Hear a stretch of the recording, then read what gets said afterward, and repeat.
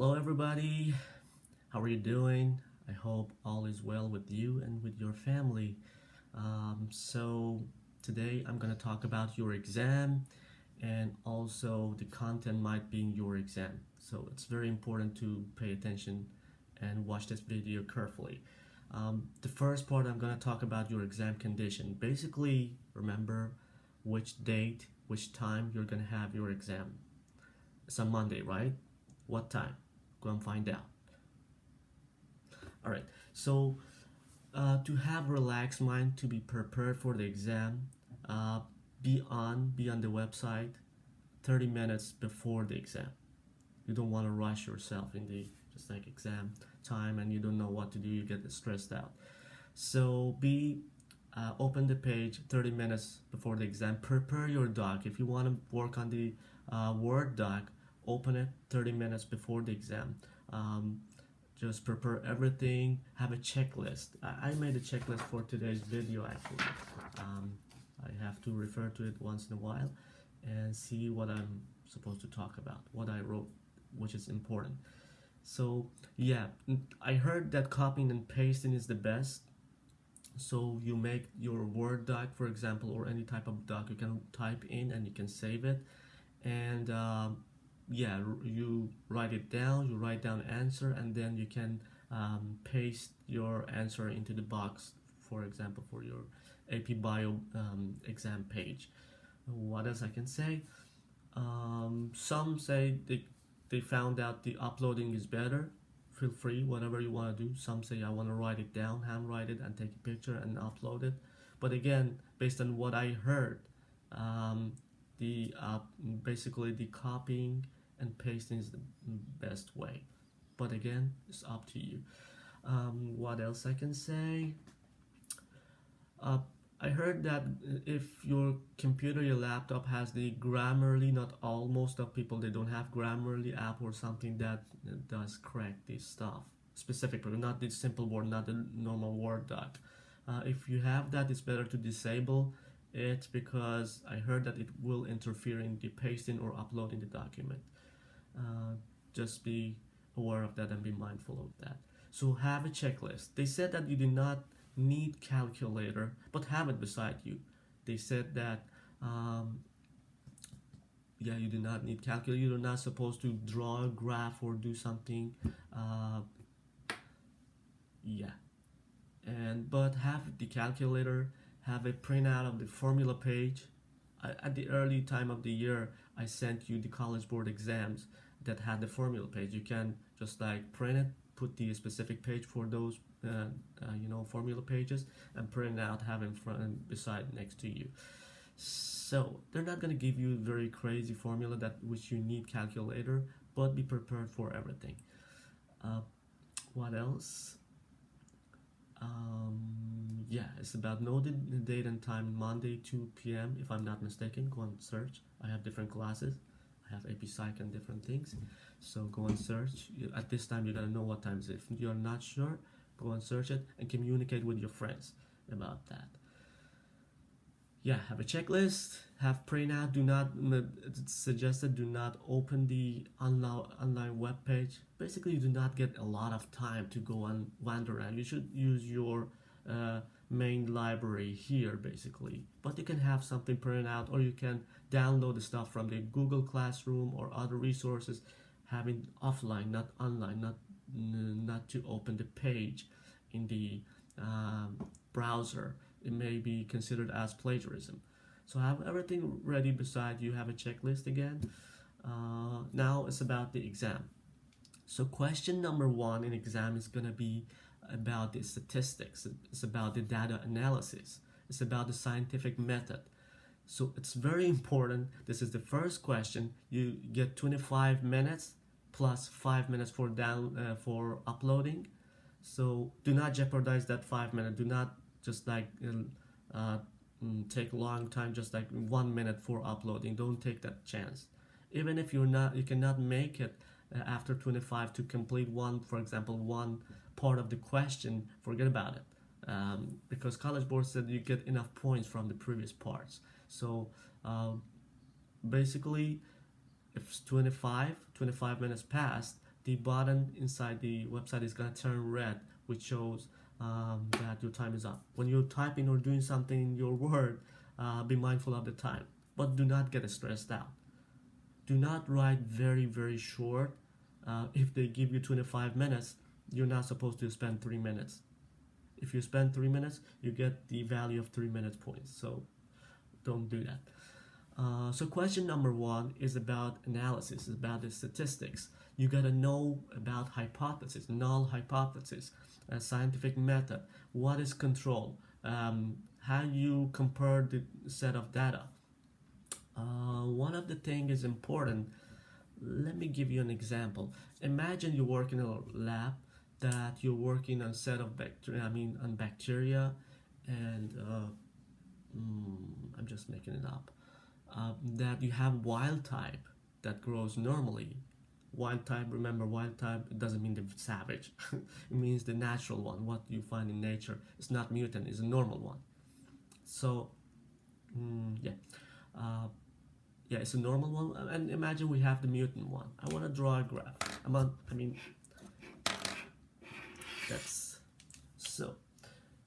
on the clipboard as usual. I want to draw some. Imagine for the wild type, every day you experiment. You get, for example, in each culture plate, a petri dish. Day number 1, you get 10 of them. Okay. Day number 2, you get 13. Day number 3, you get 12. Day number 4, you get, for example, 14. And the mutant one, let's say we deleted, that's why I put delta, deleted one gene for a motor protein, delta T, for example. I'm just making it up. Okay. This is wild type, this is mutant one. When we deleted that gene, it cannot make the protein, for example, motor protein, right?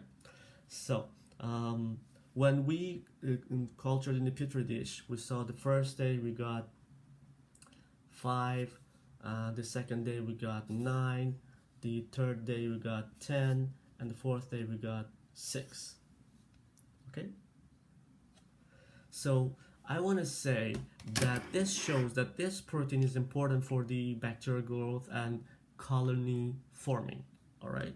So based on this and finding the average, for example, I find the average. I don't know what's going to be the average basically. And let's suppose it's going to be 12 for this one, and let's suppose it's going to be 7 for this one. I'm just making it up. All right.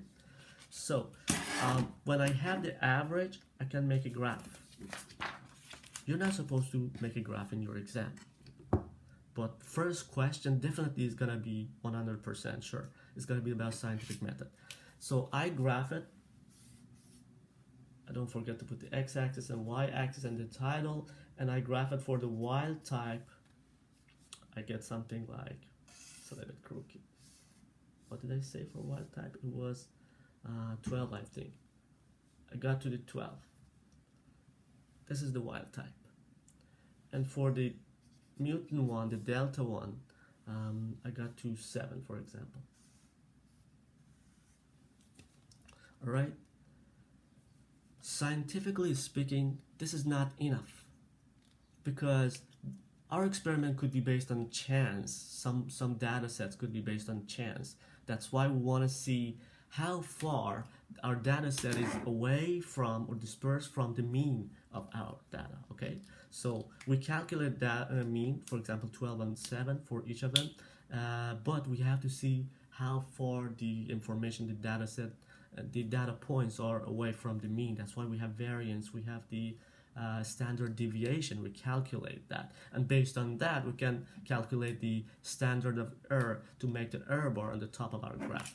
If I make the error bar, imagine I have the error bar here to here, and I have this second error bar from here to here. Despite the fact the mean, the top part, the means of two graphs, two information are away from each other, they're different, but you can see the standard error shows that there's some overlapping part. Okay, so statistically we cannot say statistically there is a significant difference between these two. All right. Okay. So you gotta know this stuff. If you don't know, spend 1 hour, 2 hours, whatever is needed, because it's gonna be 100%. Not a specifically this type, but scientific method, knowing hypothesis, null hypothesis, those kind of stuff, and table data analysis. They're gonna give probably 99% something like graph or table to you with the numbers and means and those stuff. Okay, so you gotta know how to just like work with them. What is hypothesis? How do you analyze them? What is wrong with the experiment? Is it missing something like control? Do you know anything about control, positive, negative, different types? How we can know, just like we accept or reject the null hypothesis? What is p-value about? Okay, this kind of stuff. This is the first question. You must work on this part. Okay,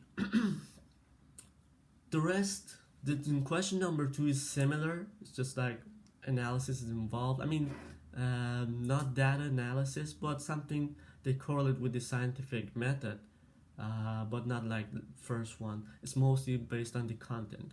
Both questions will be, hover around the content as well. But the main idea in epibiology is about the central dogma. The DNA, the central information, will be transferred, will expressed as protein. Finally, DNA, RNA, protein. This is the main idea.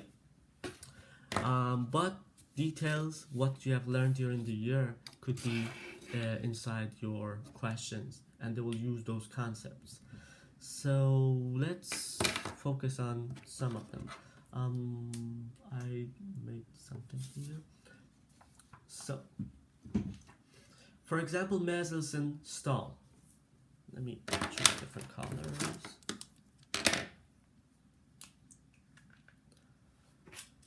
Hopefully you remember DNA replication.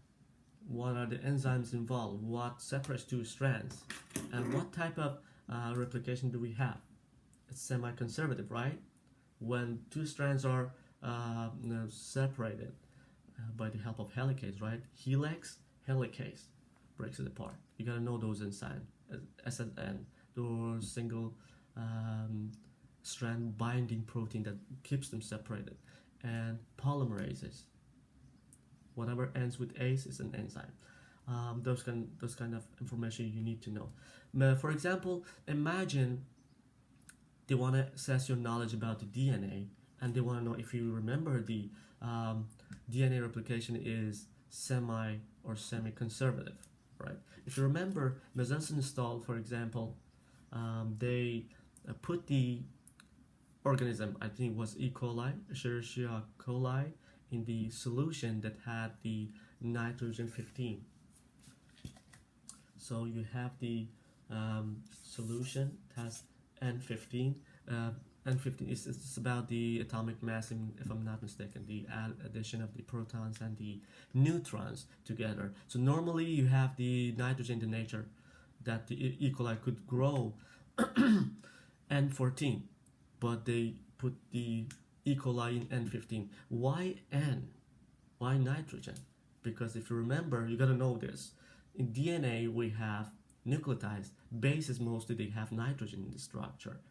The nucleotide has phosphorus, has deoxyribose. You gotta know these components. What is in protein? What can you find in protein? Can you find nitrogen in protein? Think about it. What is in lipids? You gotta know those components. If they give you a question, okay, we're gonna put this organism in this solution, what's gonna happen to lipid and DNA or those kind of stuff? What's gonna happen? You gotta know what is what. So they put the E. coli in the N15 and let the E. coli to reproduce. There's the replication of DNA. It involves the reproduction for several rounds, and finally they got the organism that had the DNA with the N15, right? Okay, so DNA here has the N15. They can extract it and they can centrifuge it. When they put the test tube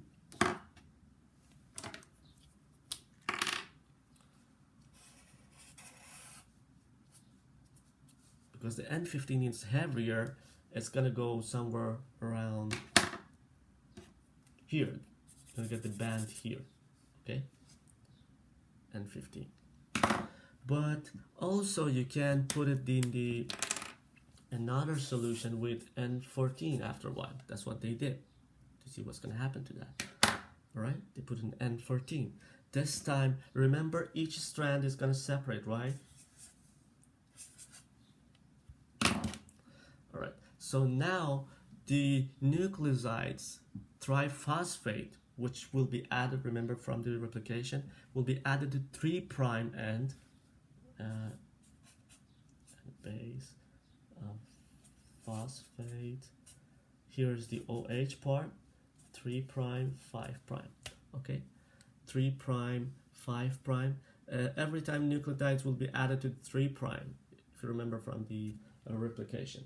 Okay, so this time the replication happens, and because it's added to the 3', to the bottom part, the replication always goes, making the new strand always goes from 5' to 3'.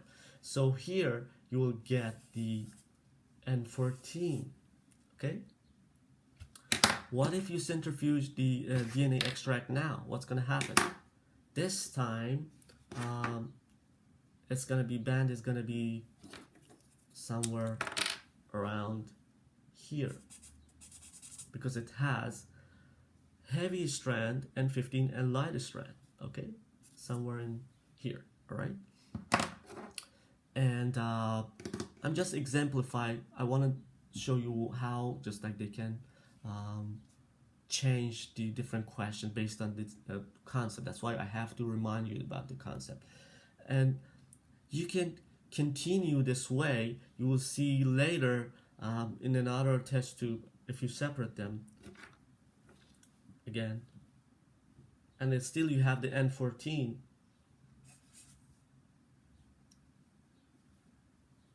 For this one, for example, I want to do one of them. For this one, you get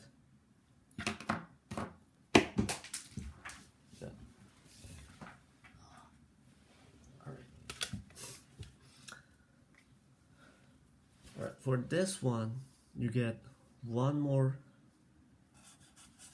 hybrid one, and also you have this strand. So this time, if you centrifuge the solution, you get two bands. One, the middle one, okay, and one, the light one. It's just N14, so it goes all the way to the top. They can play with this concept. They can say researchers are working on a just like E. coli, but they started with N14 this time. If it's N14, the first band, let me make another page.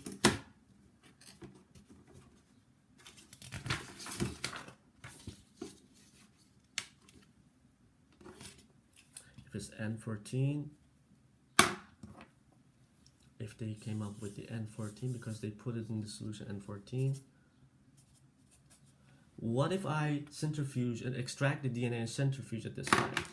Of course, you're not going to get a heavy band or medium mass or weight band. You're going to get the bands on the top, the light band first. Remember that? And then in second round, it's going to be the same as the one we had before. It's if you, in the second round, you put it in the N15, the heavy one, you get something in between, in the middle. So if you know the concept and you're active writer, so you have something, plain paper or something you can practice, you can just like for your, analyzing the stuff to practice on that piece of paper, all right? So if you know the concept, it doesn't matter what they're going to give it to you. Again, everything is about the central dogma, the main concept that you know you have DNA, can make RNA, and from that you can express the information as protein, amino acid and protein. Okay, so again, this is the main idea that you should know the main content but don't worry if there's something that you've never heard about it, because again, remember the main concept. What is gene here? They can put the very crazy name NX15 gene makes the FW15. I mean, it should be the same name basically. NX15 protein. But have a big picture. What is gene here? What is protein? What does the gene do? Protein is an enzyme. It's going to break down something. It's going to make a product for an organism. How does it work? How it's going to work? All right. So for example, you learned about one gene and one polypeptide, or different names, one gene, one enzyme. Not always genes make enzyme, but the older version, one gene, one enzyme, for example. For that case, what can I exemplify? Okay, I make this. Imagine that you have an organism you put in the medium. This organism is able to grow normally because it has needed genes. You have gene A, gene B, gene C. Okay.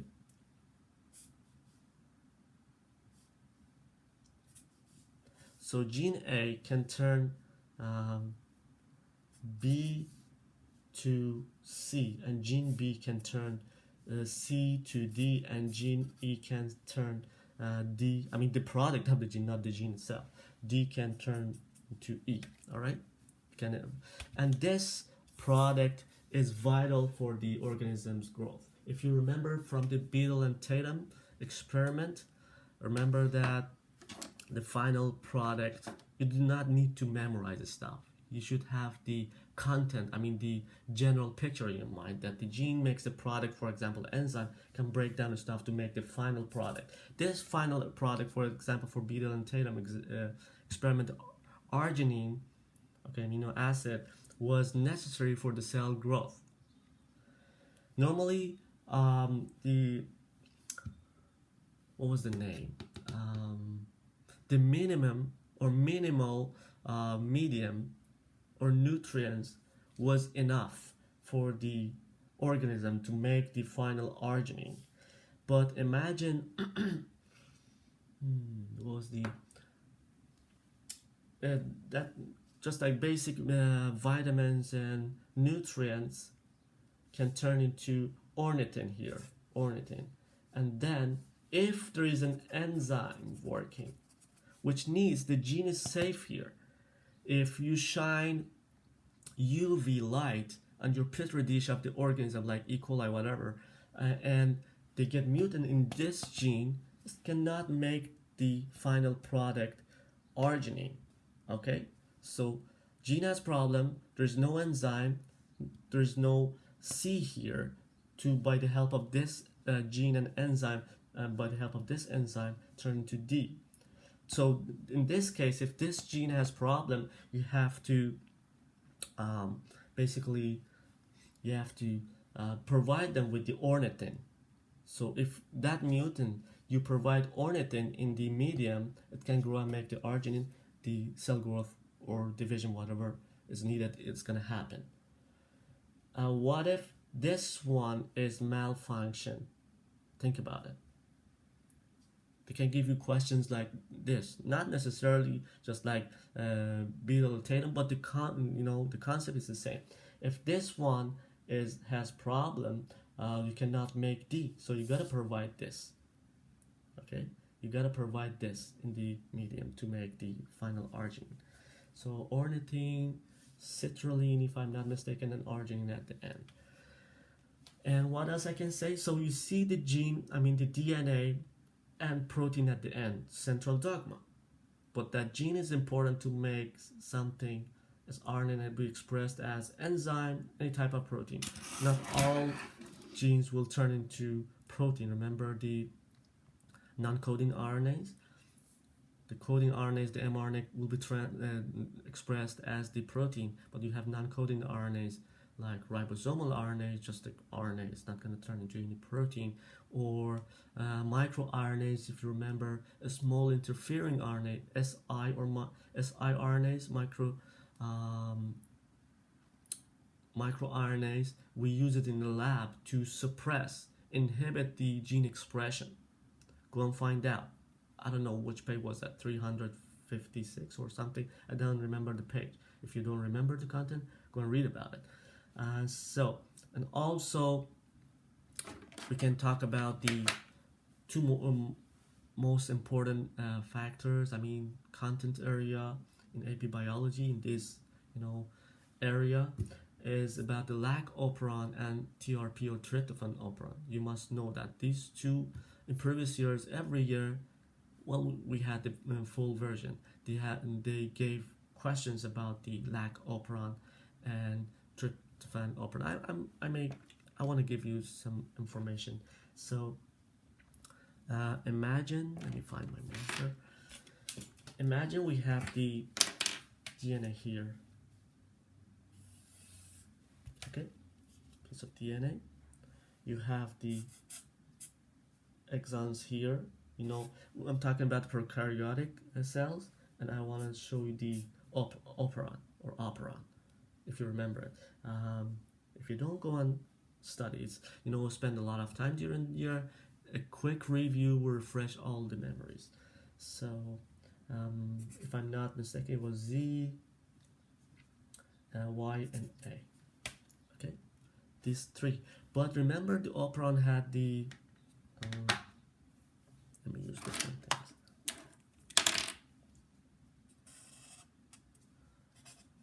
Promoter, which mRNA is going to attach to it, right?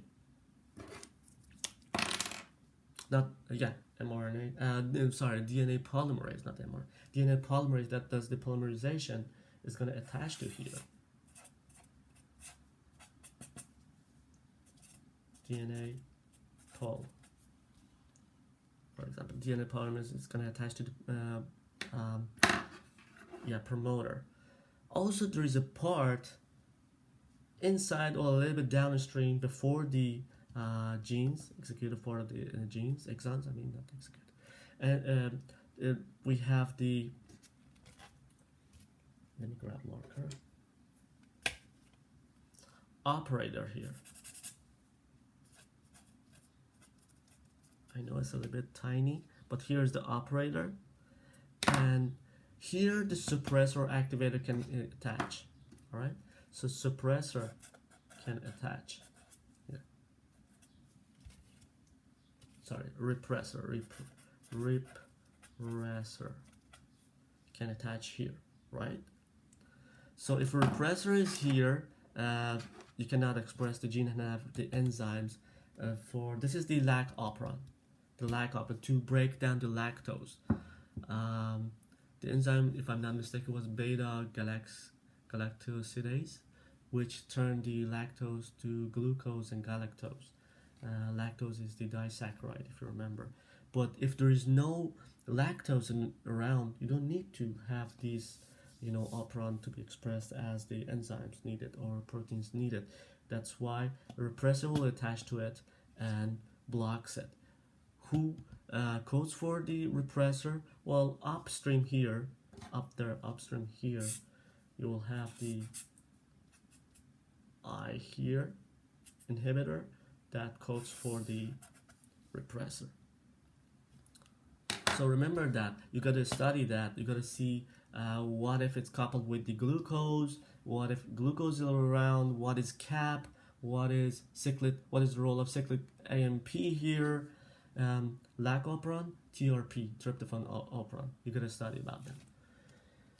Okay, let's see what is the. So all is about central dogma. They may ask about the protein structure, primary, secondary, tertiary. Quaternary is the fourth structure. It's a really hard tongue twister. The quaternary structure basically is important when you have different polypeptide get together to make a complex, like what hemoglobin, alpha to beta 2. But if they normally talk about the one polypeptide, you don't go for the fourth structure. You talk about the primary and secondary and tertiary. What is primary? Every single amino acid connected to each other. And then you must know about the secondary and tertiary. Anyways, for example, they may talk about the structure and give you an example. You gotta elaborate on that. For example, the actin and meiosis that are involved in the muscle contraction. So the thick, if you remember, the thick strand, the fiber get together. There are the myosin, okay, that have they just like every single of them have two of them tangled to each other and make the head here. So you have the rod and the head, and you have the actin fibers on top of them. Contraction is the result of sliding passing by each other, that caused by the, what is important in this case? ATP, the energy source, basically. So yeah, and what is the role of calcium? What is the role of ER? Endoplasmic reticulum. What else I can say? And you're gonna know the role of the ATP in different processes, like if they talk about the proteins, integral proteins,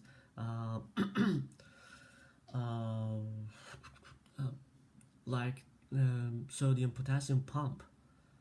That's the active potential when ATP is involved, right? So sodium potassium pump, when the three sodiums get inside that pump, it causes the ATP does the phosphorylation and phosphorylate the protein, the pump, and causes structure change. And so the three sodium ions were inside.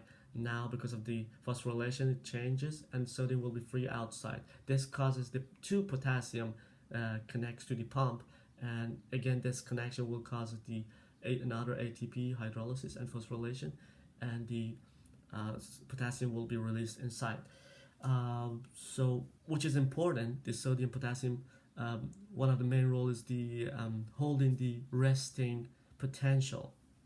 Maybe I should draw something for you again.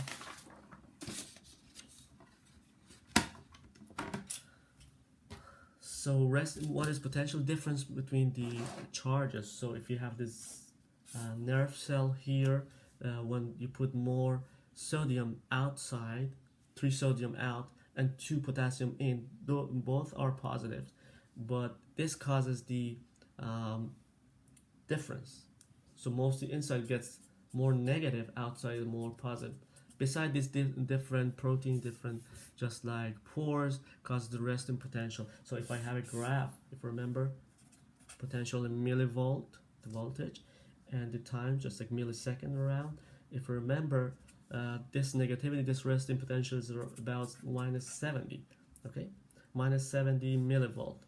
So if anything triggers stimulation, light, touch, anything on your skin, the neurons will be stimulated, and the sodium, now sodiums get inside. A lot of sodium get inside and makes it more positive until it's not that much effective unless it reaches -55, if I'm not mistaken. Yeah, it's -55. This is the threshold, action potential threshold. When this happens, it's going to shoot up to the +30. When it gets to +30, sodium channels closes, sorry, and the potassium channels will open, not channel, it is channel, sorry. So this is the electrical gradient. So this time the sodium are closed, potassium go out. When positive goes out, it makes it more negative, so it decreases the potential until it goes even under the -70. Here's polarization, sorry, here's the depolarization. Depolarization is repolarization, because the resting is polarized. You have a lot of negativity, okay? Here's you have depolarization, you have repolarization. It goes under -70 is hyperpolarization. And again, the resting phase will be held. It's all about the ions. Okay. So this is about that. I just whatever is important. Again, everything main concept. Have the big picture. Do not be scared by the name of the genes or proteins. Whatever. This is the gene. What is gonna do? What does it make? What is the product? Okay, this is the main concept. And also, yeah, you gotta. We have worked a lot with the statistics especially at the beginning of the year. Know those stuff. Know the hypothesis. Question number one is gonna be scientific method. All right. So what else? Know the heredity concepts, Mendelian genetics, non-Mendelian epistasis, polygenic, characteristics, Punnett square, whatever is needed, and signaling pathways. It's very important. We spend a lot of time, and I remember you aced it. We used to work a lot on those stuff. Do not go on some, just one or two students. They study something not related to your exam. Ecology, evolution is not part of your exam. Why you're wasting your time? Don't do that. Even if they put the concept from ecology and evolution, it's something the answer is inside. It's just like the guiding fact they want to combine. But based on what they promised, if they about to their commitment, they're not supposed to give anything about the evolution or ecology. That's why we're not supposed to focus on those. So signaling pathways, calcium IP3. Remember IP3 in inositol phosphate. CAMP as a second messenger. Insulin. Previous years, I don't know about this. Previous years, we had some question about insulin and the signaling pathway. So know about them and work on them. Apoptosis, what are involved, and then cell growth. Like, what is it about cell growth? Checkpoints. How checkpoints are monitored. If they're not monitored, how cancer is gonna be the consequence. We have if the checkpoints are not working correctly, cancer may get involved. But also sometimes it's a matter of which is related. It's a matter of the mutation or having the oncogene. Oncogenes or oncogen are genes that cause cancer. They're malfunction genes. The normal type of them, they're protogens. So know about the cyclins and CDKs, those cycles, okay? Epigenetics, how environment can affect the, just like genetic expression, gene expression, gene regulation. Methylation, for example, inactivates gene expression most of the time. Gene regulation, just like if you have a gene, what are some stuff? Just like there are enhancers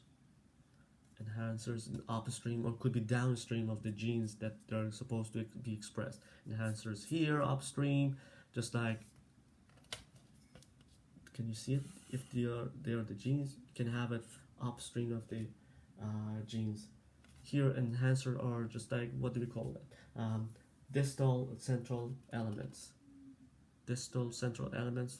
Enhancer could be type of the distal central elements, okay, that affect the gene expression. Go and read about them. What else I can say? So about the genetic engineering, you know that, just like crime scene, everything. These days technology is all about genetic engineering. So if you remember the PCR, that we had to amplify our sample. For example, you have a small piece of DNA, you want to have it a lot, so you do PCR, polymerase chain reaction.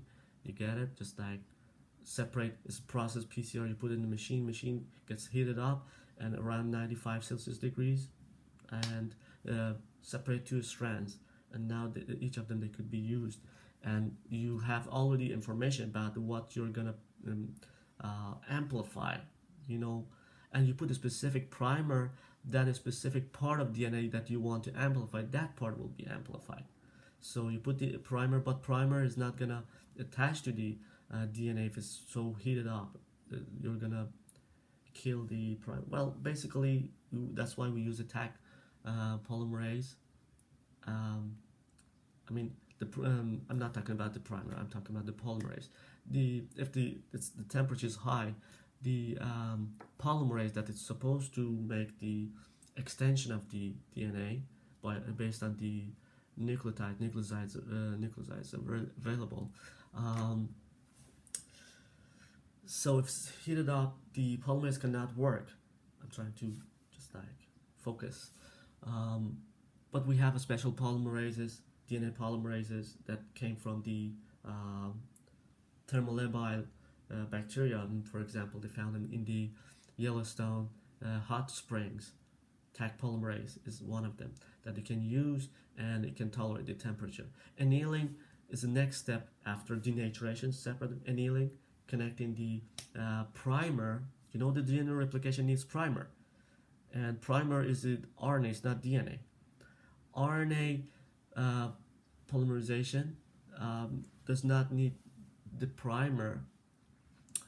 What is specific about the RNA polymerization?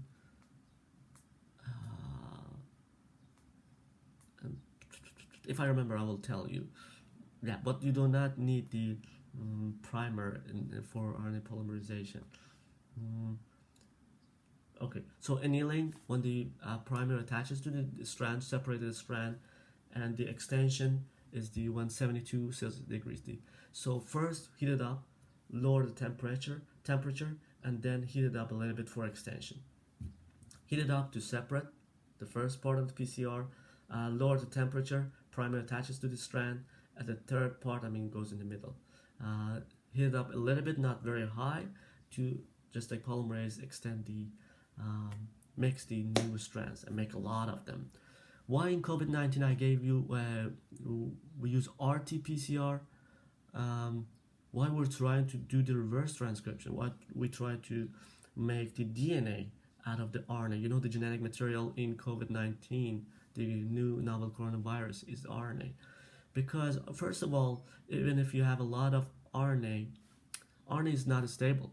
It's really hard to work with the RNA. DNA, you can have a sample from 10,000 years ago in a dinosaur bone, and you can extract it, you can work on it. RNA is not like this. So always you want to have the DNA is preferable rather than amplifying the RNA. So reverse transcription, if first you make the DNA, that kind of PCR, and you amplify the DNA, and run the gel.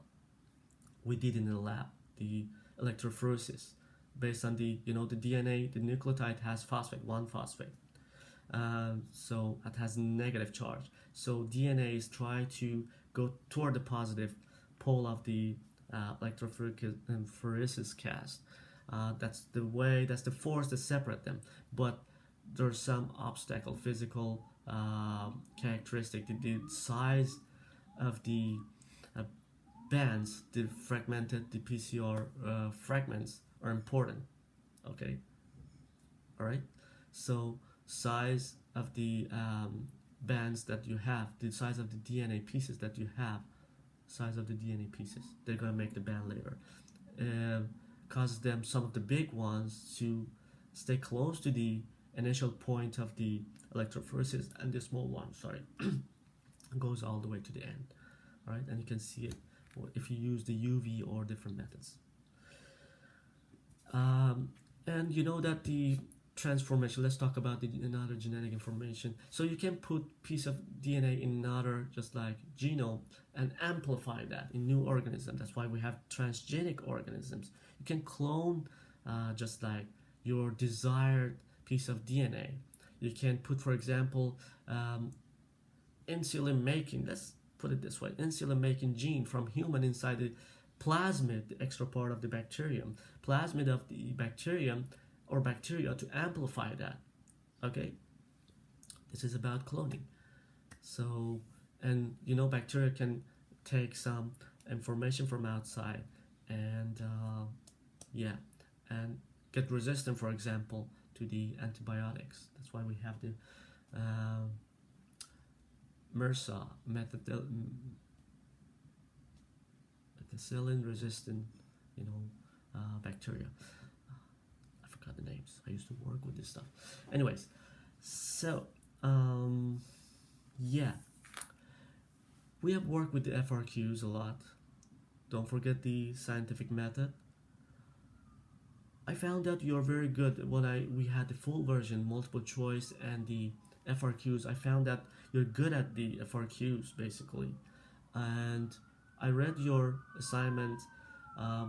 Almost all of you write good, but be expressive during the exam. I'm not saying just write a lot that you run out of time, but practice at home. I sent a link for if you're updating your laptop, whatever you're working, check it again for the link I sent you for the demo. That the link that you could go and check if your tool works, how does the exam is gonna look like, those kind of stuff.